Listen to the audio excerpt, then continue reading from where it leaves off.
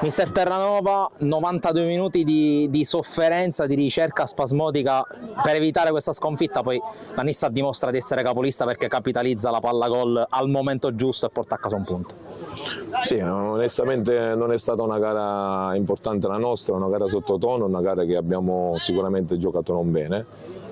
Questa settimana dobbiamo riflettere molto perché dobbiamo capire che ancora il campionato è nel vivo della stagione e certe prestazioni bisogna non farle. Con la sensazione che, quasi come è successo a Geraci 2 settimane fa nell'ultima trasferta, il gioco dell'avversario abbia un po' quasi preso di sorpresa la tua squadra. No, diciamo che l'aspetto mentale era diverso rispetto alla partita di Geraci, anche perché venivamo da una brutta sconfitta contro il Favara.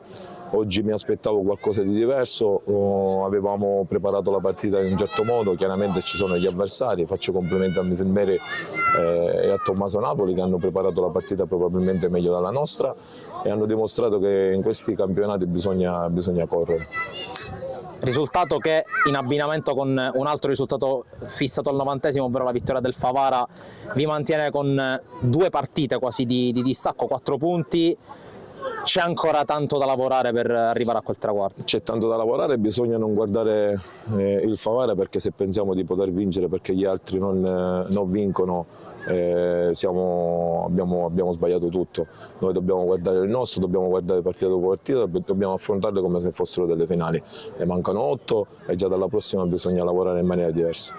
Tanto, ultima curiosità, abbiamo rivisto titolare Caccetta oggi in mezzo al campo con Privitera. Come l'hai visto, le sue condizioni e se può essere un valore aggiunto per il finale di stagione?